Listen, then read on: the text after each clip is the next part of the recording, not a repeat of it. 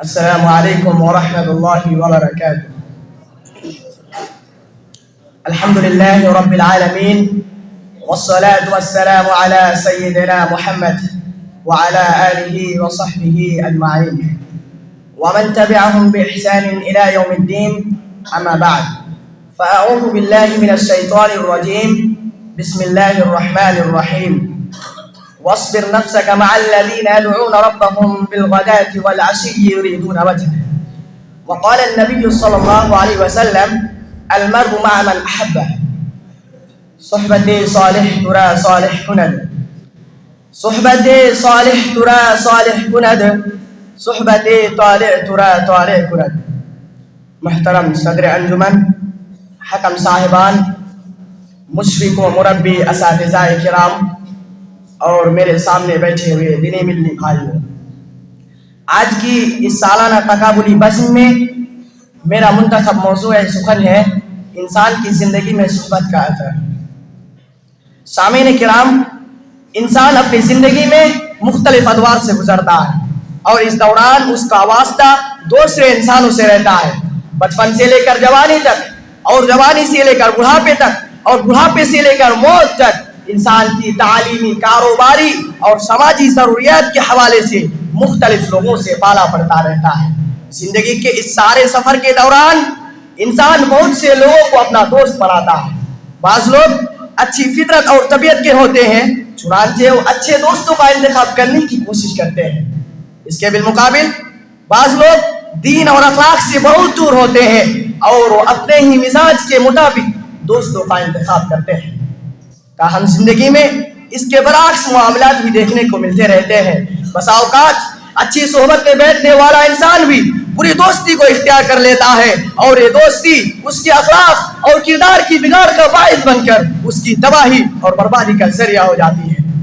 اسی طرح بہت سے بری صحبت میں بیٹھنے والے لوگ کسی اچھی سیرت اور کردار والے دوست کی صحبت کو اختیار کر کے برے اخلاق اور بدکرداری کے راستے سے دور ہونا شروع ہو جاتے ہیں اور اس دوستی کے سبب سیدھے راستے پر گامزن ہو کر دنیا اور آخرت کی بھلائیوں کو جمع کر لیتے ہیں. سامعین کرام، اس سلسلے میں نبی کریم صلی اللہ علیہ وسلم فرماتے ہیں: انما مثل الجلیس الصالح وجلیس السوء كحامل المسك ونافخ الكير فحامل المسك اما ان يحذيك واما ان تبتع منه واما ان تجد منه ريحا طيبه ونافخ الكير اما ان يحرق ثيابك واما ان تجد ريحا خبيثه. متفق علیہ. یعنی نیک دوستوں اور برے دوستوں کی مثال عطر بیچنے والے اور پھونکنے و پھونک مارنے والے کی طرح ہے. جس کے پاس عطر ہے اور تم اس کے ساتھ ہو تو وہ اس میں سے یا تو تمہیں کچھ تحفہ کے طور پر دے گا، یا پھر تم اس سے خریدو گے، یا پھر کم از کم تم اس کی عمدہ خوشبو تو ضرور پاؤ گے. اور پھونکنے و پھونک مارنے والا یا تو تمہارے کپڑے کو جلا دے گا یا پھر تمہیں اس کے پاس سے ایک ناگوار بدبودار دھواں پہنچے گا. محترم حضرات، اس حدیث مبارکہ میں دوستی کی حقیقت کو نہایت احسن انداز میں واضح کر رہی ہے کہ اچھی صحبت میں رہنے والوں انسان پر اچھے اثرات ہوتے ہیں اور بری صحبت میں رہنے والے انسان پر برے اثرات ہوتے ہیں. جیسا کہ نبی کریم صلی اللہ علیہ وسلم نے فرمایا: المرء مع من احب. آدمی اسی کے ساتھ ہوگا جس سے محبت کرتا ہے. سامعین کرام، اللہ تعالیٰ نے نبی کریم صلی اللہ علیہ وسلم کو نیک بندے اور اللہ کو یاد کرنے والے لوگوں کے ساتھ بیٹھنے اور ان کی صحبت پر صبر کرنے کا حکم دیا ہے، جبکہ ان کو دھتکارنے سے منع کیا ہے. اس کی دلیل سورہ کہف آیت نمبر 28 کے اندر اللہ تعالیٰ فرماتے ہیں: واصبر نفسك مع الذين يدعون ربهم بالغداة والعشي يريدون وجهه. اور اپنے آپ کو انہی کے ساتھ رکھا کر جو اپنے پروردگار کو صبح و شام پکارتے ہیں.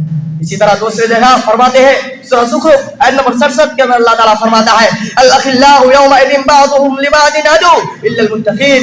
اس دن گہرے دوست بھی ایک دوسرے کے دشمن بن جائیں گے سوائے پرہیزگاروں کے.